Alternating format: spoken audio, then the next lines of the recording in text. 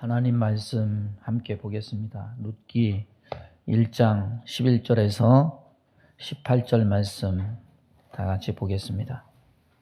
한 절 제가 읽고 한 절 찬양대 읽고 한 절 온 회중이 함께 읽습니다. 나오미가 이르되 내 딸들아 돌아가라. 너희가 어찌 나와 함께 가려느냐. 내 태중에 너희의 남편 될 아들들이 아직 있느냐.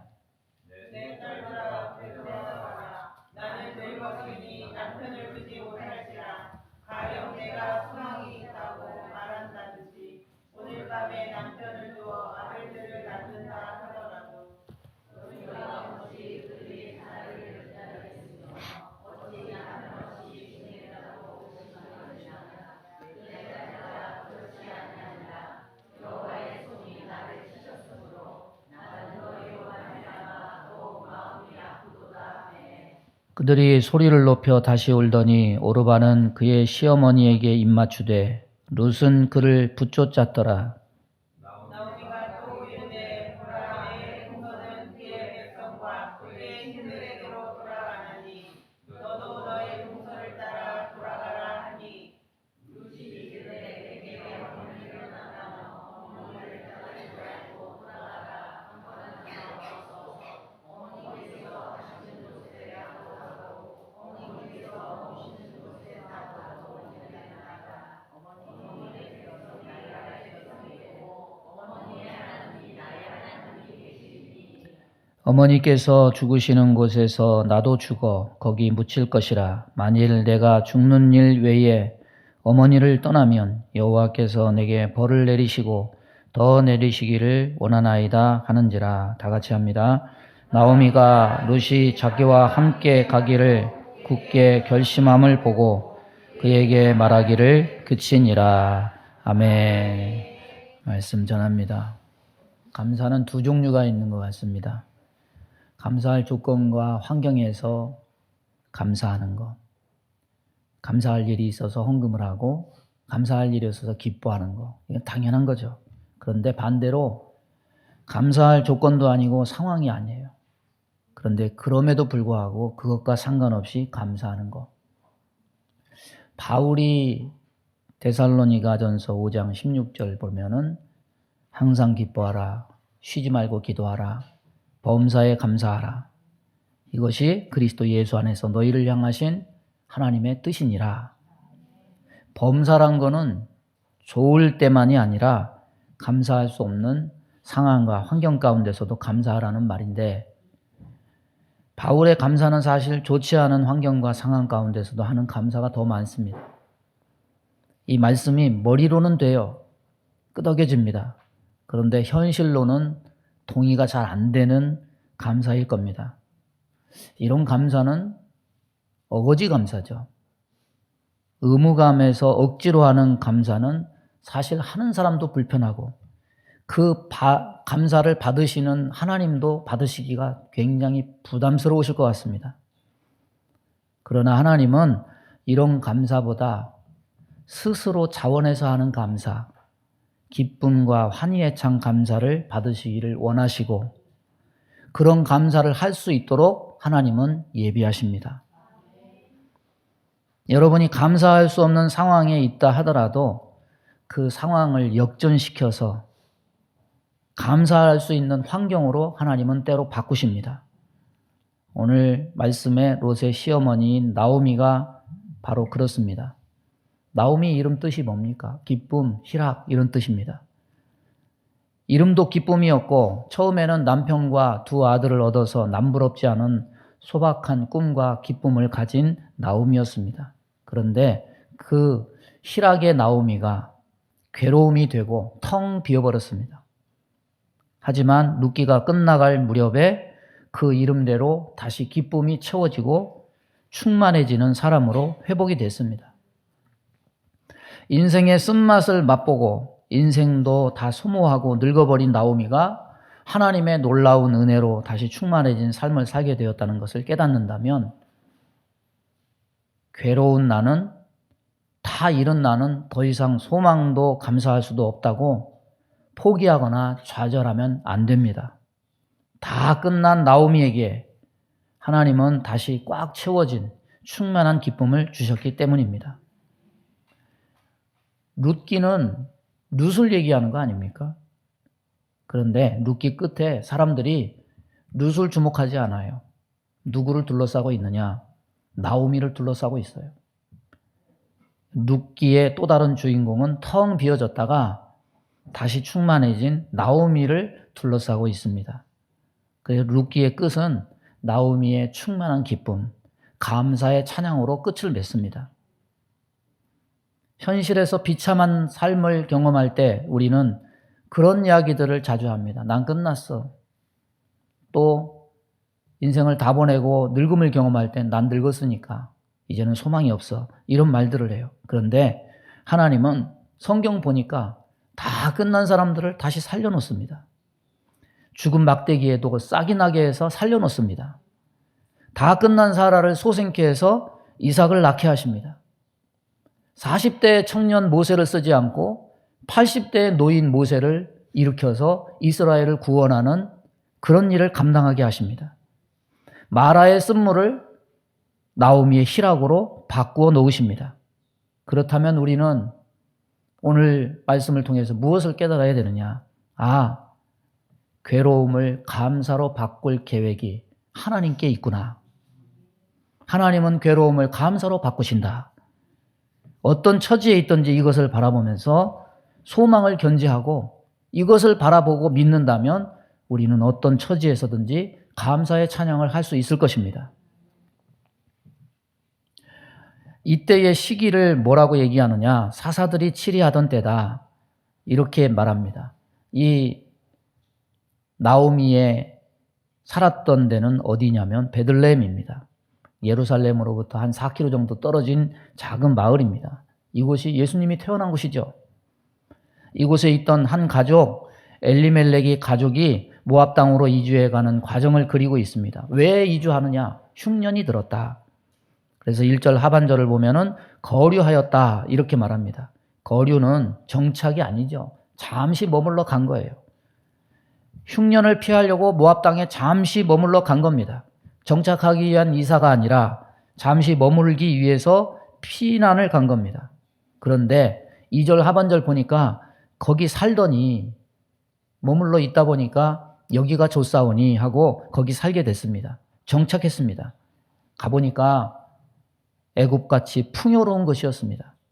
창세기 13장 10절 보면 이에 롯이 눈을 들어 요단 지역을 바라본즉 소알까지 온 땅에 물이 넉넉하니 여호와께서 소돔과 고모라를 멸하시기 전이었으므로 여호와의 동산 같고 애굽 땅과 같았더라. 아브라함의 조카 롯은 아브라함이 네가 우하면 나는 좌하고 네가 좌하면 나는 우하리라 해서 선택권을 먼저 줬더니 소돔과 고모라를 보니까 여호와의 동산 같고 애굽 땅 같았더라. 여러분, 우리는 다 어떻게 보면 롯의 눈을 가졌습니다. 눈으로 보는 것은 환경만 봅니다. 2절과 3절의 원어에 보면 접속사가 있습니다. 그때에 좋았던 그곳이 무슨 일이 생기기 시작했다는 거죠. 흉년을 피해 갔던 모압이 애굽 같았는데 그곳에서 희락의 나오미가 마라의 괴로움이 되는 일이 시작이 돼요. 그래서 3절에 보면 나오미의 남편 엘리멜렉이 죽고 나오미와 그의 두 아들이 남았다. 가정의 기둥이던 엘리멜렉 남편이 죽었습니다. 언제? 모압에 정착해서 살기로 작정한 그때, 모압이 애굽같이 풍요로운 곳으로 보였을 그때, 거류하기로 했다가 계획을 변경해서 정착하기로 작정한 그때 남편이 죽었습니다. 그래도 나오미는 남편을 대신 의지할 두 아들이 있었기 때문에 어간 10년이라는 세월을 모압에서 살았습니다. 그리고 며느리까지 구해서 한 가정을 이루어서 자신에게 남은 행복과 기쁨을 거기서 찾으려고 했습니다. 그래도 아들이라도 남았으니까 손주를 낳으면 그 손주 보면서 노후를 보내면서 남편 없는 슬픔을 보상받을 수 있겠지. 또다시 그렇게 생각했어요. 그런데 성경은 뭐라고 말합니까? 남은 두 아들마저 다 죽었습니다. 5절 보니까 말론과 기럨 두 사람이 다 죽고 그 여인은 두 아들과 남편의 뒤에 남았더라. 세 남자가 다 죽고 혼자 남겨졌습니다. 저와 여러분의 주권자가 하나님이라고 생각한다면 생각으로라도 여러분의 삶을 속단하거나 단정 지으면 안 됩니다. 말 함부로 내뱉는 거, 생각으로 단정 짓는 거, 뜨끔뜨끔할 때가 많아요. 하나님이 내 생각과 사상을 감찰하고 계신데 내가 하나님도 아닌데 속단을 하고 내가 좋다고? 여러분, 내가 좋아 보인다고 그게 좋은 겁니까? 잠언 16장 9절에 사람이 마음으로 자기의 길을 계획할지라도 그의 걸음을 인도하시는 이는 여호와시니라. 여러분, 항상 하나님이 우리 삶의 주권자라는 사실을 절대로 잊지 않기를 바랍니다.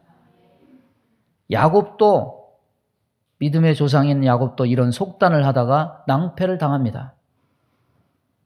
창세기 33장을 보면은 바단 아람에서 고향으로 돌아와서 숫곳에 이르러서 거기서 잠시 머물려고 했는데 거기 집을 지었다고 했습니다. 그런데 그 집은 뒷구절을 보면은 정착용 집이 아니라 장막임을 알 수 있는데, 그런데 성경이 말하는 뉘앙스가 매우 부정적이에요.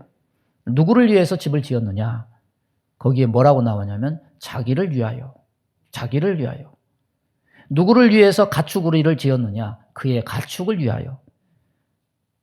그가 정착용 집을 지은 것이 아니고 장막을 세운 것이지만은 가축용 우리까지 지은 것을 보면 긴 기간 여기가 좋사오니 하고 정착하려는 의도를 가진 겁니다. 이것을 성경은 자기를 위하여 지었다 이렇게 말합니다.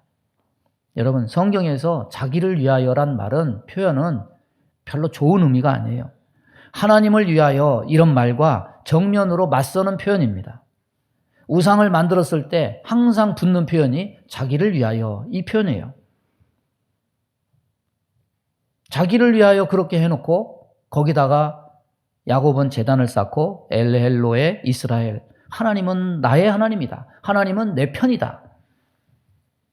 여기서 하나님이 나를 보호하시고 복 주실 것이다. 이렇게 호언장담을 합니다. 그런데 제사도 드리고 하나님이 나를 보호하실 것이다 했는데 34장 바로 열면 무슨 일이 일어납니까? 흉한 일이 일어납니다. 디나가 성폭행을 당하고 시므온과 레위가 세겜성 사람들을 모두 몰살시키는 참혹한 일이 발생해요. 예배드렸는데 하나님은 나의 하나님이라고 했는데 왜 이런 일이 생깁니까? 여러분, 단정하고 속단하지 마세요. 내 눈에 애국같이 보여도 우리는 그 무엇도 속단할 수 없는 사람들입니다.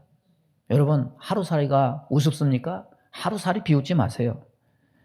내일 없이 계획 없이 사는 것처럼 보이는 노숙자 인생 한심하게 보입니까?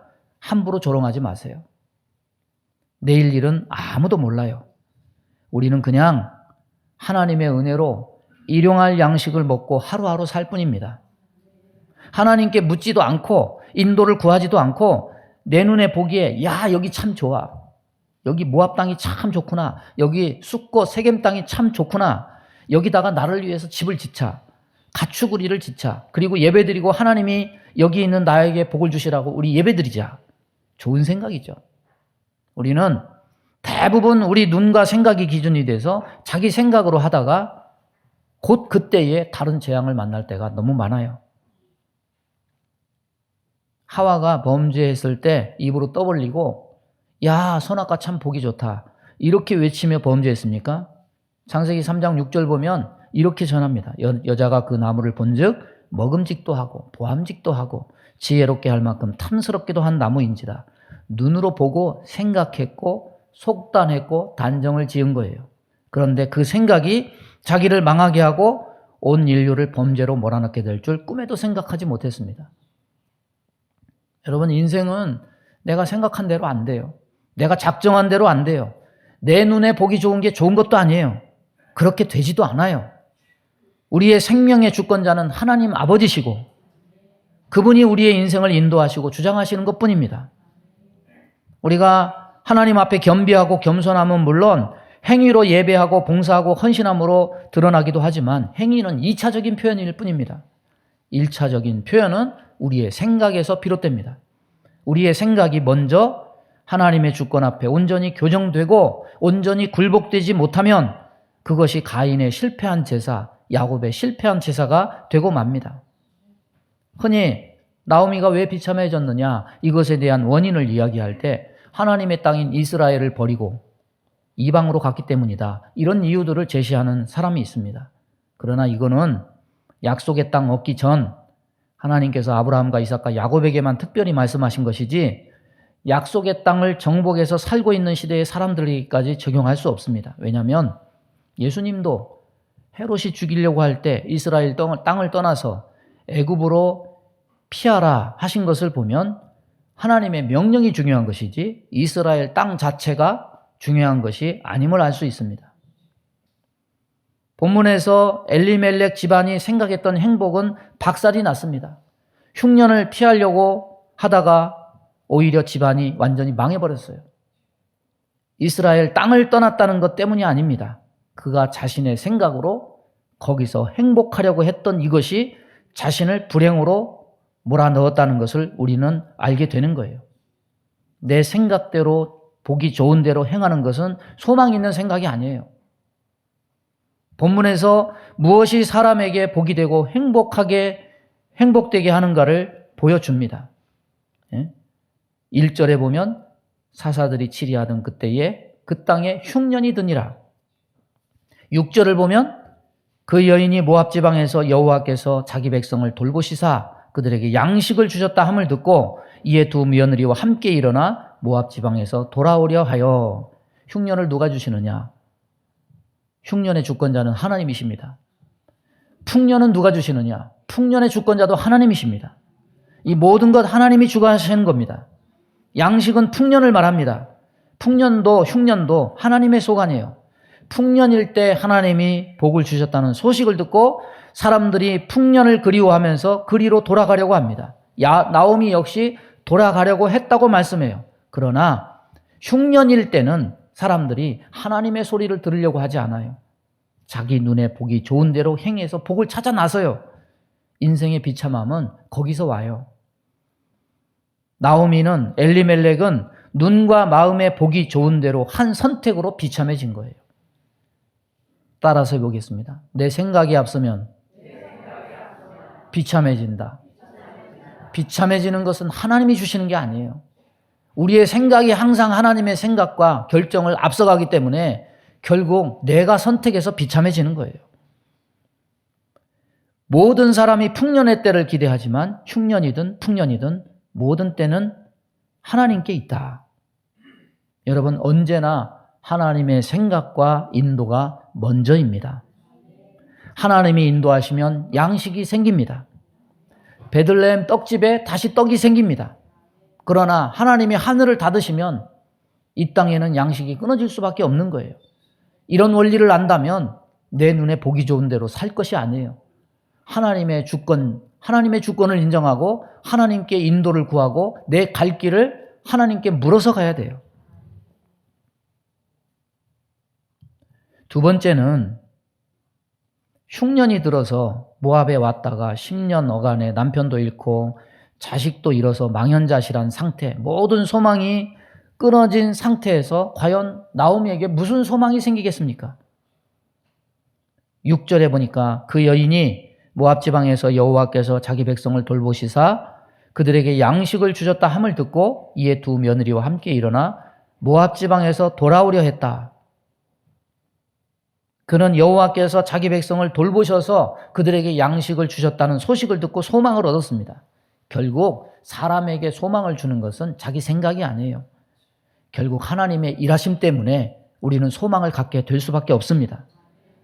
하나님이 일하셨다함을 들을 때 사람은 소망을 얻고 일어설 힘을 얻습니다. 나오미는 두 며느리와 함께 모압 지방에서 돌아오려고 자리를 박차고 일어섰습니다. 그런데 가다가 두 며느리에게 말합니다. 너희는 너희 어머니 집으로 돌아가라. 여러분, 이스라엘은 계대 결혼이 있죠. 동생이 형수를 맞이해서 대를 잇는 것. 그런데 자식도 다 죽었고 나오미는 늙었고 이제 결혼을 해서 아들을 낳는다고 해도 그렇게 되면은 나이 차이가 너무 많이 나서 될 수 있는 형편이 아니에요. 그래서 이런 내용이 있기 때문에 11절 이하는 이런 나오미의 비통한 심정을 여기서 적고 있습니다. 11절 이하 보면 나오미가 이르되 내 딸들아 돌아가라. 너희가 어찌 나와 함께 가려느냐. 내 태중에 너희의 남편 될 아들들이 아직 있느냐. 내 딸들아 되돌아가라. 나는 늙었으니 남편을 두지 못할지라. 가령 내게야 소망이 있다고 말한다든지 오늘 밤에 남편을 두어 아들들을 낳는다 하더라도 너희가 어찌 그들이 자라기를 기다리겠으며 어찌 남편 없이 지내겠다고 결심하겠느냐. 내 딸들아 그렇지 아니하니라. 여호와의 손이 나를 치셨으므로 나는 너희로 말미암아 더욱 마음이 아프도다. 늙은 시어머니 공양하는 건 고맙지만 그러기에 며느리 나이가 너무 젊어요. 젊은 며느리가 둘이나 자기 자식이 둘이나 죽어서 생과부가 되는 것을 평생 바라보는 이 시어머니 마음도 편치가 않은 거예요. 그래서 돌아가라고 말하고 있습니다. 그런데 나오미의 표현이 참 가슴 아프기도 하지만 고난과 아픔을 당할 때 어쩔 수 없이 우리가 토로하는 내용이 아닌가 싶습니다. 여호와의 손이 나를 치셨으므로 나는 너희로 말미암아 더욱 마음이 아프도다. 사람은 누구나 안 되면 하나님이 자신을 치신 것이고 잘 되면 내가 잘 선택해서 그렇게 된 거라고 생각을 가져요. 여러분 만약에 2절 끝절 모압 지방에 들어가서 거기서 살더니 그 다음에 엘리멜렉이 거부가 되고 두 아들이 결혼해서 아들들을 낳고 평안하게 잘 먹고 잘 살았다 이렇게 끝났다고 한다면 아마도 룻기는 안 나왔을 거예요. 5절 정도로 더 이상 할 얘기도 없고 사건도 없어요. 그리고 아마도 나오미는 흉년이 든 이스라엘 땅을 떠난 것이 참 잘한 일이라고 생각하면서 그때 우리가 이스라엘 베들레헴을 떠난 것이 참 잘한 거야 이러면서 살았을 거예요. 계속 모압 땅에서 살았을 겁니다. 나오미의 개인의 작은 삶을 그림으로 보면은 나오미는 참 고난을 많이 겪은 여인 아닙니까? 흉년도 겪고 남편도 죽고 자식도 죽고 이런 인생의 상처 속에서 괴롭고 슬플 수밖에 없습니다. 그러나 하나님이 행하시는 큰 그림으로 보면 보아스를 만나게 하시려는 그리고 예수 그리스도의 조상인 다윗의 계보를 이루기 위한 하나님의 밑그림 작업입니다. 큰 섭리입니다. 하나님의 시간이 다 드러나지 않을 때 자신에게 임하는 고난이 나를 망하게 하고 슬프게 하고 나를 치는 하나님의 원망스러운 망치로 보이지만은 그 시간이 다 지나고 하나님이 계획하신 것, 결말이 무엇인지를 눈으로 보게 되면 우리는 여호와의 손이 나를 치셨으므로 나는 너희로 말미암아 더욱 마음이 아프도다. 이런 말 할 수 있습니까? 그러나 어쨌거나 이런 결말이 드러나지 않은 상태에서는 마음이 아프고 비통하고 괴롭고 하나님을 원망하는 모습을 가질 수밖에 없습니다. 20절 21절 보면 나오미가 그들에게 이르되 나를 나오미라 부르지 말고 나를 마라라 부르라. 이는 전능자가 나를 심히 괴롭게 하셨음이니라. 내가 풍족하게 나갔더니 여호와께서 내게 비어 돌아오게 하셨느니라. 여호와께서 나를 징벌하셨고 전능자가 나를 괴롭게 하셨거늘 너희가 어찌 나를 나오미라 부르느냐. 나오미는 지금 자기 상처받았다고 얘기하는 거 아닙니까? 남편 죽은 상처, 자식이 둘이나 죽은 상처. 여자가 얻은 상처보다 상처 중 이보다 더 큰 상처가 있습니까? 전통적으로 쓴뿌리, 상처 이런 얘기 하는데 그런 거에 비하면 그러면 나오미는 내적 치유 받아야 됩니까? 만약에 마음속에 있는 거 끄집어내가지고 그걸 다 소통을 하고 풀어내서 나 어렸을 때 이런 일 당했어 그러면서 그거를 내적 치유를 따지고 그렇게 해야 된다고 하면은 세상에서 가장 큰 상처를 입어서 내적 치유 받아야 될 사람은 사실 요셉이에요. 형들이 자기를 인신매매해서 팔아 넘겼어요. 버림받은 거예요. 세상에서 가장 큰 상처, 가족에게 버림받은 거 아닙니까? 그런데 요셉은 형들이 버렸지만 내적 치유 그런 거 안 했어요. 원망치 않았어요. 오히려 형들을 위로하면서 그가 꺼낸 이야기는 상처가 아니라 뭘 그는 얘기하느냐? 하나님의 큰 그림. 나를 이곳에 보낸 것으로 한탄하지 마소서, 걱정하지 마소서. 나를 이곳에 보낸 것은 하나님이 우리를 모두를 구원하시려고 나를 이곳에 보내서 예비하신 것입니다. 내적 치유. 여러분 속지 마세요. 그건 복음이 아니에요.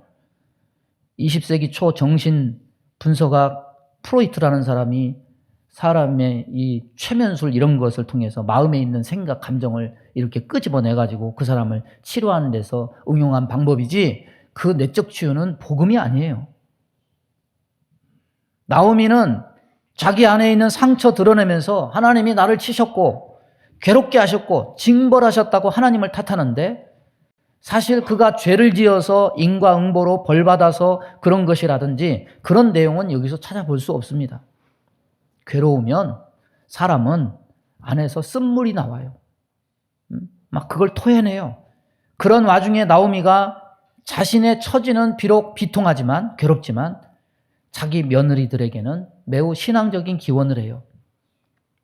8절 9절 보니까 나오미가 두 며느리에게 이르되 너희는 각기 너희 어머니의 집으로 돌아가라. 너희가 죽은 자들과 나를 선대한 것 같이 여호와께서 너희를 선대하시기를 원하며 여호와께서 너희에게 허락하사 각기 남편의 집에서 위로를 받게 하시기를 원하노라. 자기는 하나님이 괴롭게 하셨지만 너희에게는 하나님이 너희를 선대하기를 원한다. 여호와께서 너희를 선대하기를 원한다 할 때 이 선대라는 단어의 뜻이 뭡니까? 은혜, 헤세드, 자비 이런 뜻이에요. 다시 말하면 하나님께서 너희에게 은혜 베푸시기를 원한다.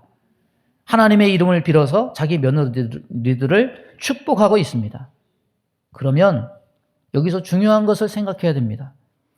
나오미 그 자신은 하나님께 버림받고 저주받고 징벌받기만 한 것이냐? 며느리들에게 복 빌어준 그 하나님이 나오미에게는 은혜 베풀지 않은 것이냐? 16절, 17절 보면 룻이 이르되 내게 어머니를 떠나며 어머니를 따르지 말고 돌아가라. 강권하지 마옵소서. 어머니께서 가시는 곳에 나도 가고 어머니께서 머무시는 곳에서 나도 머물겠나이다. 어머니의 백성이 나의 백성이 되고 어머니의 하나님이 나의 하나님이 되시리니 어머니께서 죽으시는 곳에서 나도 죽어 거기 묻힐 것이라. 만일 내가 죽는 일 외에 어머니를 떠나면 여호와께서 내게 벌을 내리시고 더 내리시기를 원하나이다. 가는 곳, 머무는 곳, 어머니의 백성이 나의 백성, 어머니의 하나님이 나의 하나님, 어머니께서 죽으시는 곳에서 나도 죽어서 거기 묻힐 것이다. 사나 죽으나 함께 하겠다는 말. 여러분, 남편도 잃고 두 아들도 잃고 다 잃은 나오미, 자신은 이제 늙고 소망이 없어서 아들을 낳아줄 수도 없다고 고백하고 하나님의 은혜는 자신에게는 없다고 생각하고 며느리들을 향해서 하나님이 너희에게는 은혜 베푸시기를 원한다. 기대했지만 여러분, 하나님의 은혜는 나오미에게도 끊어지지 않았다는 사실이에요. 이것이 가장 중요한 거예요. 나오미를 향한 하나님의 선대, 헤세드는 뭘까요? 그거는 바로 룻입니다. 하나님은 나오미를 위해서 나오미를 선대한 것이 뭐냐? 자비와 은혜로 하나님은 룻을 예비하셨습니다. 비워진 나오미를 장차 채워진 나오미로 만드시기 위해서 하나님은 룻을 그에게 이끌어서 은혜를 베풀고 계신 거예요. 사람의 비참함은요, 자기 눈에 보기 좋은 대로 행하는 것에 있어요. 행복하려고, 기뻐하려고, 자신이 그것을 선택했는데, 그런데 자기 선택이 자신을 배신할 때 우리는 억울해하고 비참해지고 슬픔과 낙심에 빠집니다. 그런데 하나님은 그런 상태의 나오미를 감사와 찬양의 나오미로 바꾸고 회복하실 기회로 삼았는데 그것이 무엇이냐? 환경이 좋아져서냐? 그것이 아니에요. 괴로움을 감사로 바뀌게 하시는 하나님의 역사, 은혜, 자비는 환경을 통해서 온 것이 아니라 사람을 통해서 왔어요. 나오미의 괴로움은 하나님이 그녀에게 룻을 붙여주심으로 바꾸어졌습니다. 그래서 나오미는 감사의 찬송을 하게 돼요. 룻기 4장에 보면은 여인들이 나오미에게 이르되 찬송할지로다. 여호와께서 오늘 내게 기업물을 짜가 없게 하지 아니하셨도다. 이 아이의 이름이 이스라엘 중에 유명하게 되기를 원하노라. 이는 내 생명의 회복자이며 내 노년의 봉양자라.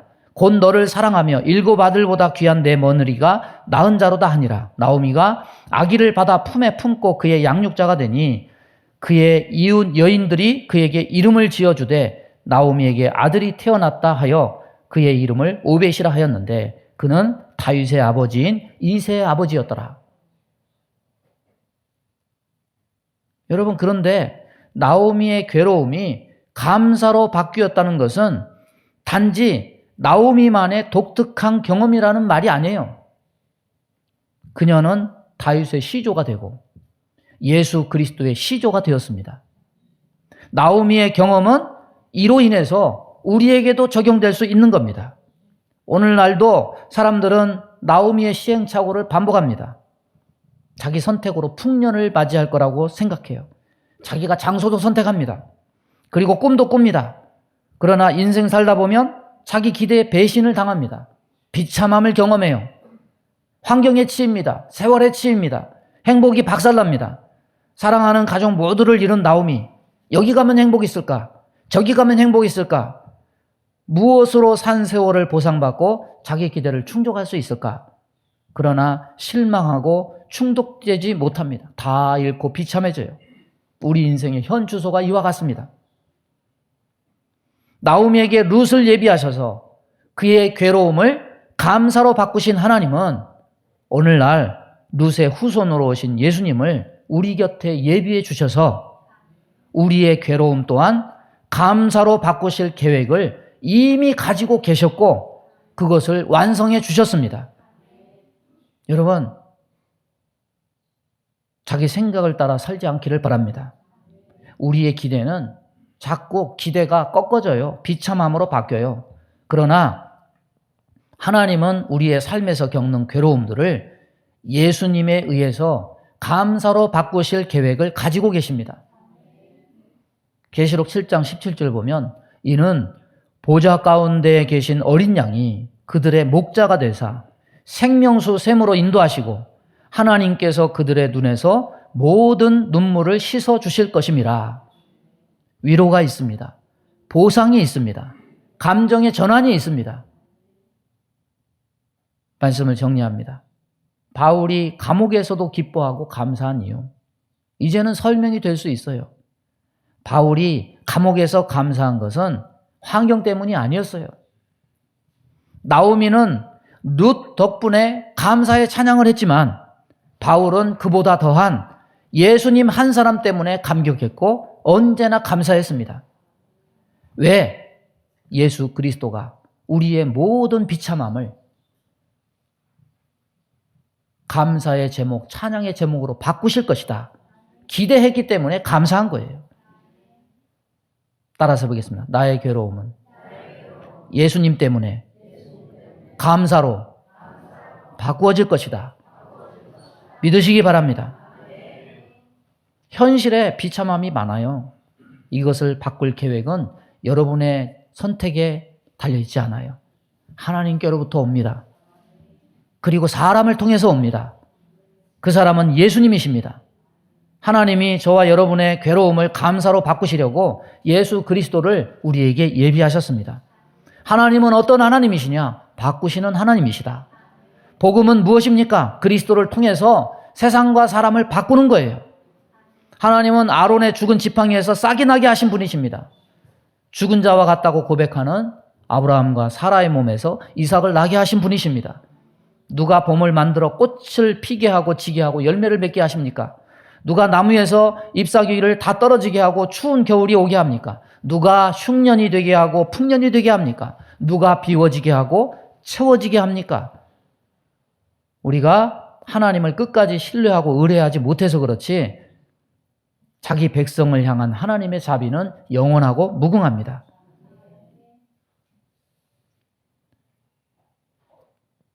그래서 인생의 괴로움이 한 사람 예수님 때문에 감사로 바뀐다는 사실, 오늘도 이것을 잊지 마시고 이것을 소망하는 저와 여러분 되기를 주님의 이름으로 축원합니다. 우리 주여 한번 부르고 합심하여 기도하겠습니다. 주여, 하나님 아버지, 오늘도 주의 말씀을 저희들에게 허락하심을 감사합니다. 우리의 괴로움은 주께서 보내신 자를 통해서, 예비하신 자를 통해서 감사의 제목으로 바꾸어지게 될 줄로 믿습니다.